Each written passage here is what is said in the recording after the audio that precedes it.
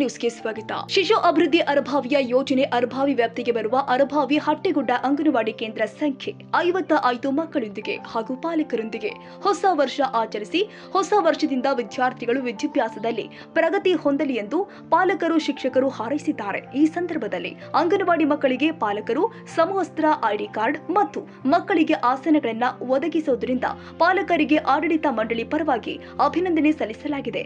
ಈ ಸಂದರ್ಭದಲ್ಲಿ CDPO YK Gadadi ಹಾಗೂ ಪಾಲಕರು, ಶಿಕ್ಷಕರು ಮತ್ತು ವಿದ್ಯಾರ್ಥಿನಿಯರು ಭಾಗಿಯಾಗಿದ್ದರು. ಕನ್ನಡಿಗರ ಮೆಚ್ಚಿನ ನಿಮ್ಮ ಎಜೆ 24/7 ನ್ಯೂಸ್ ಕನ್ನಡ ವಾಹಿನಿ ಇದೀಗ ಟಿವಿಯಲ್ಲಿ ಲಭ್ಯ.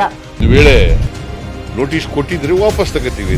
ಇವತ್ತು ವಕ್ಫ್ ಪ್ರಾಪರ್ಟಿ ಅಂತೇಳಿ ಬರ್ತದೆ ಅಂತ ಹೇಳಿದ್ರೆ ರೈತರು ಬೀದಿಗೆ ಬಂದ್ರೆ ಏನ್ ಮಾಡ್ಬೇಕಾಗತ್ತೆ? ಯಾರು ವೋಟ್ ಹಾಕಿಲ್ಲ ಅಂದ್ರೆ ಗ್ಯಾರಂಟಿನೆಲ್ಲ ಸ್ಟಾಪ್ ಮಾಡ್ಬಿಡ್ತೀವಿ.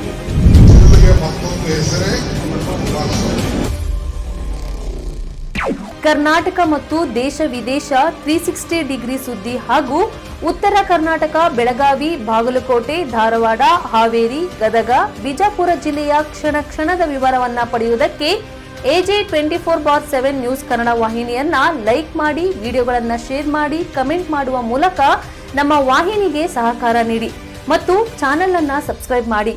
ಧನ್ಯವಾದಗಳು.